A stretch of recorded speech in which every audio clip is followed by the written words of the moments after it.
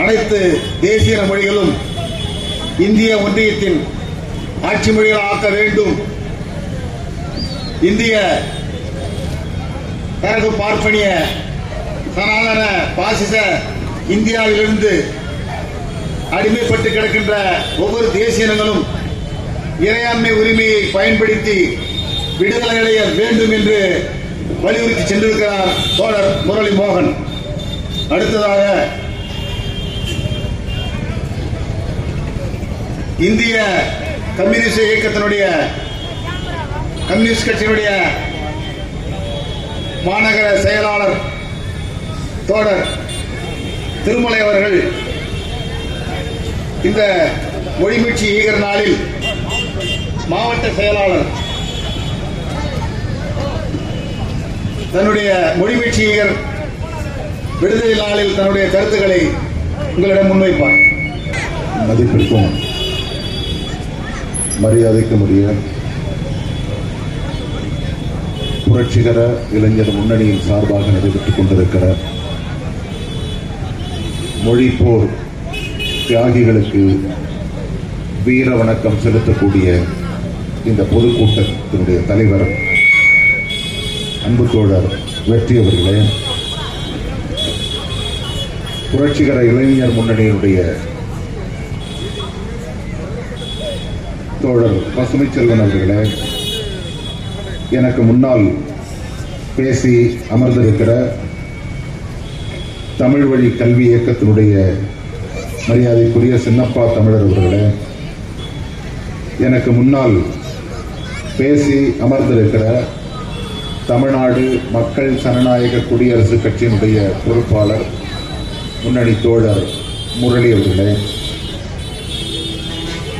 எனக்கு பின்னால் பேச இருக்கிற SDPI அதனுடைய மாவட்ட துணைத் தலைவர் தோழர் ராஷித் அவர்களே, மார்க்சிஸ்ட் லெனினிஸ்ட் கட்சியினுடைய முன்னணி தோழர் ஞானவீர் அவர்களே, இங்கே திரளாக குழுமி இருக்கிற நண்பர்களே, தோழர்களே, உங்கள் அத்துணை பேருக்கும் என்னுடைய பணிவான வணக்கத்தை தெரிவித்துக் கொள்கிறேன். தமிழ் மொழியை காப்பதற்காக தங்களுடைய உயிரையே ஈகம் செய்த மொழி போர் தியாகிகளுக்கு, ஈகியருக்கு வீர வணக்கம் செலுத்தக்கூடிய முறையிலே இங்கே நடத்தப்படுகிற இந்த நிகழ்ச்சியை பாராட்டுதலுக்குரியது. இந்திய கம்யூனிஸ்ட் கட்சியின் சார்பாக எண்ணற்ற நூற்றுக்கணக்கான தியாகிகள் தங்களுடைய உயிரை அர்ப்பணம் செய்தார்கள். இந்திய மொழி ஆதிக்கத்திற்கு எதிராக தமிழ் மொழியை பாதுகாப்பதற்காக தங்களுடைய உயிரை தியாகம் செய்த அந்த ஈகியர் அனைவருக்கும் இந்திய கம்யூனிஸ்ட் கட்சியின் சார்பாக என்னுடைய வீர வணக்கத்தை தெரிவித்துக் கொள்கிறேன். நண்பர்களே, நான் ஓரிரு மணித்துளிகளில் முடிக்க விரும்புகிறேன். மொழி காக்கப்பட வேண்டும், தமிழ் மொழி காக்கப்பட வேண்டும் என்று நாம் சொல்லுகிறோம் என்றால், எந்த மொழி காக்கப்படக்கூடாது என்று நாம் சொல்லுகிறோம் என்று பொருள் கொள்ள முடியும். ஆந்திராவிலே தெலுங்கு மொழி பாதுகாக்கப்பட வேண்டும் என்று அதன் பொருள். கர்நாடகாவிலே கன்னட மொழியை பாதுகாக்க வேண்டும் என்று அதன் பொருள். கேரளாவிலே மலையாளமும், உத்தரப்பிரதேசத்திலே மகதி, போஜ்புரி, பீகாரிலே இருக்கக்கூடிய மைதிலி, ராஜஸ்தானிலே இருக்கக்கூடிய ராஜஸ்தானி, மகாராஷ்டிரா மாநிலத்தில் இருக்கக்கூடிய மராட்டியம், ஒடிஷாவிலே ஒடியா,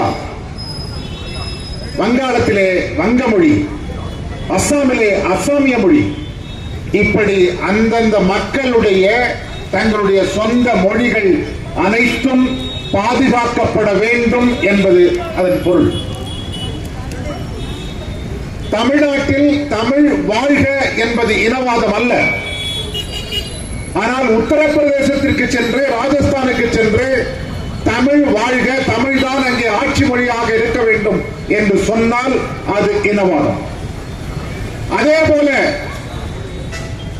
அது சரியோ தவறோ, தெரியுமோ தெரியாதோ, ஹிந்தி தாய்மொழியும் இல்லை என்றாலும் வடக்கு மாநிலங்களிலே அதை ஒரு மொழியாக அவர்கள் ஏற்றுக்கொண்டு பழகிவிட்டார்கள். அவர்கள் வேண்டுமானால் அதை பேசிக் கொள்ளட்டும். அவர்கள் அதை தாய்மொழியாக கருதுவார்களே, ஆனால் அவர்கள் ஊரிலே இந்தி வாழ்க, உத்தரப்பிரதேசத்திலே, மத்திய பிரதேசத்திலே, ஹரியானாவிலே, டெல்லி மாநகரத்திலே ஹிந்தி வாழ்க என்று நாமும் அவர்களோடு சேர்ந்து சொல்லுகிறோம், ஹிந்தி வாழ்க அங்கே. ஆனால் தமிழ்நாட்டிலே வந்து ஹிந்தியை புகுத்தி தமிழை உயர்வாக பேசி மக்களை ஏமாற்றிவிட்டு நாம் ஹிந்தி படித்தால் நல்லதுதானே என்று பசப்பு வார்த்தைகளை பேசி ஹிந்தியை படித்து இங்கே மக்களிடம் ஹிந்தி மொழியை தாஜா செய்தாவது இங்கே புகுத்திவிட வேண்டும் என்று நினைக்கிறவர்கள் இருக்கிற வரை இங்கே தமிழ் மொழிக்காக தமிழ் வாழ்க என்று சொல்லுகிறவர்கள் இருந்து கொண்டுதான் இருப்பார்கள். நண்பர்களே, கம்யூனிஸ்டுகள் ஆகிய நாம் மொழியை ஒரு கடவுளை போல பார்க்கவில்லை. மொழியை ஏதோ ஒரு வணங்குவதற்குரிய பொருளாக பார்க்கவில்லை. ஆனால் மொழி என்பது நம்முடைய உடல் உறுப்புகளில் ஒன்றாகி விடுகிறது. அதனுடைய சிறப்பு நம்முடைய தலையிலே இருக்கிற மூளையை போல, நம்முடைய வாயில இருக்கக்கூடிய நாக்கை போல, நம்முடைய முதுகில இருக்கக்கூடிய எலும்புகளை போல, இரத்த நாளங்களை போல, இரத்தத்தை போல நம்முடைய சிந்தனையாக பிரிக்க முடியாத ஒரு பொருளாக அல்லது பிரிக்க முடியாத ஒரு கருத்தாக மொழி மாறிவிடுகிறது. அது தமிழர்களாக இருக்கலாம், தெலுங்கர்களாக இருக்கலாம், கன்னடர்களாக இருக்கலாம், அல்லது பிரான்சிலே அந்த பிரெஞ்சு மொழி பேசக்கூடியவர்களாக இருக்கலாம். இவை எல்லாருடைய தாய்மொழியும் உயர்வானது என்பதை ஏற்றுக்கொள்கிறவர்கள் கம்யூனிஸ்டுகள். ஆனால் அவர்கள் ஏன் தமிழ் மொழியை மறைமுகமாகவோ நேரடியாகவோ அழிக்க வேண்டும் என்று விரும்புகிறார்கள்? அவர்கள் ஏன் இந்தி மொழியை எப்படியாவது இங்கே கொண்டு வந்துவிட வேண்டும் என்று விரும்புகிறார்கள்? ஏனென்றால் கார்ப்பரேட் முதலாளித்துவ வியாபார கும்பல் லாபத்திற்காக எதை வேண்டுமானாலும் செய்யும். அவர்கள் எவ்வளவு இழி செயலையும் செய்வார்கள். அப்படி இந்த லாபத்திற்காக செய்யக்கூடிய ஒரு முதலாளித்துவ அரசாங்கத்தினுடைய கேடுகட்ட புத்தியின் ஒரு விளைவாகத்தான் எல்லா மொழிகளையும் எல்லா தனித்தன்மைகளையும் அழித்து விட வேண்டும் என்று அவர்கள் கருதுகிறார்கள். அதனுடைய ஒரு பகுதியாகத்தான் தமிழ் மொழியை அழித்து விட வேண்டும் என்று அவர்கள் கருதுகிறார்கள். தமிழ் மொழியை அழிப்பதன் மூலமாக இங்கு இருக்கக்கூடிய உற்பத்தி சக்திகளை அவர்கள் கட்டுப்படுத்த வேண்டும் என்று விரும்புகிறார்கள். இங்கே இருக்கக்கூடிய வணிகத்தை, வர்த்தகத்தை கட்டுப்படுத்த வேண்டும் என்று அவர்கள் விரும்புகிறார்கள். லாபத்தை குவிக்க வேண்டும் என்று அவர்கள் விரும்புகிறார்கள். செல்வத்தை குவிக்க வேண்டும், அதிகமாக சம்பாதிக்க வேண்டும் என்று அவர்கள் விரும்புகிறார்கள். அப்படி செல்வத்தை சேர்த்தால் என்னாகும்? செல்வ குவிப்பு, பண குவியல் அல்லது செல்வங்கள் எல்லாம் ஒரு சிலருடைய கைகளிலே குவிந்தால் என்னாகும்? அங்கே ஜனநாயகம் செத்து போகும். அந்த ஜனநாயகம் என்பது அது கலாச்சாரத்தை, அங்கே ஜனநாயகம் இருந்தால்தான் கலாச்சாரம், பண்பாடு செழித்தோங்கும், மொழி செழித்தோங்கும், நற்பண்புகள் செழித்தோங்கும், மனித நேயம் செழித்தோங்கும்.